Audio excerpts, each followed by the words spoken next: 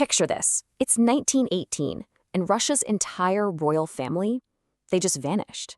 Tsar Nicholas II, his wife Alexandra, their 5 kids, poof, just erased from history. For 100 years, this mystery gripped the entire world. There were rumors, imposters, and a brutal state secret that kept the truth buried. But today, we're cracking the case, and we're using a witness that never, ever lies, forensic science. Now, the official story was a clean, simple execution. But out of the shadows of that bloody night, a legend was born.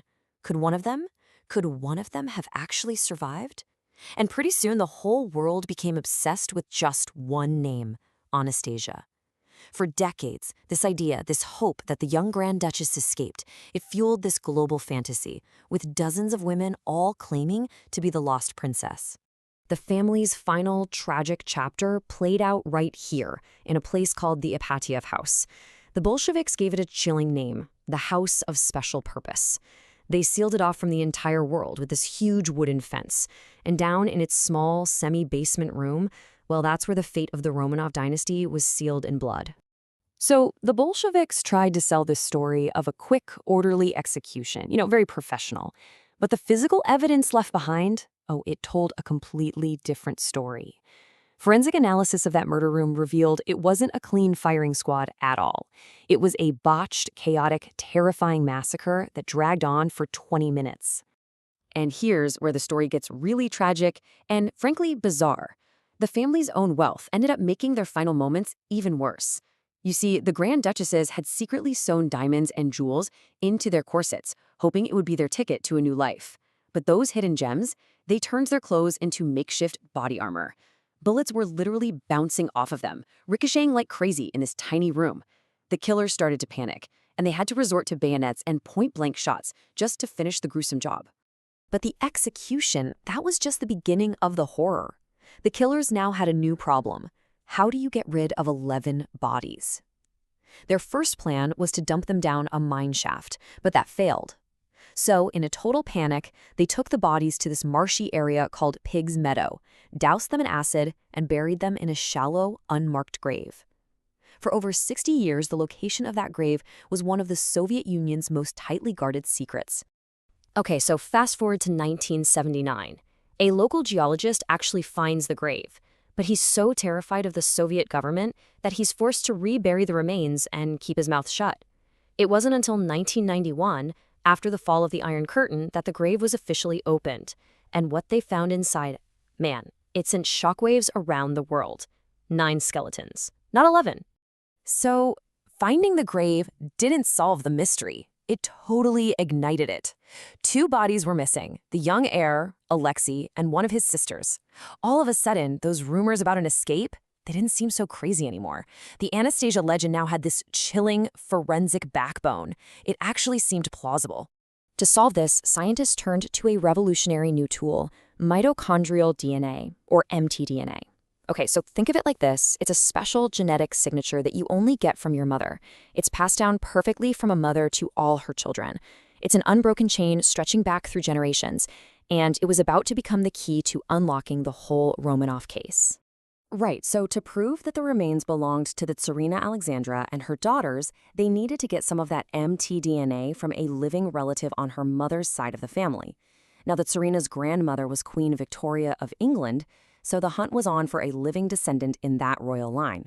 And this is where the story takes a turn you would just never expect. And it really shows you how intertwined all of Europe's royal families were. The living relative they needed, he was living in Buckingham Palace. It was none other than Prince Philip, the Duke of Edinburgh. His DNA was a perfect match to the Tsarina and 3 of the skeletons found in that grave. It was just a stunning revelation. Science had just connected the British royal family to a secret mass grave in the middle of Siberia. Identifying the Tsar himself was even trickier.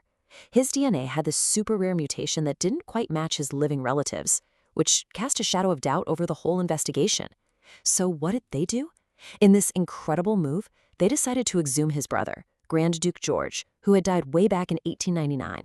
And there it was, the exact same rare mutation. Bingo! It was like a 1 in a million genetic fingerprint that proved beyond any doubt they had found the last Tsar of Russia. But wait, Even with the Tsar and Serena identified, the mystery wasn't over, not by a long shot. Two children were still missing.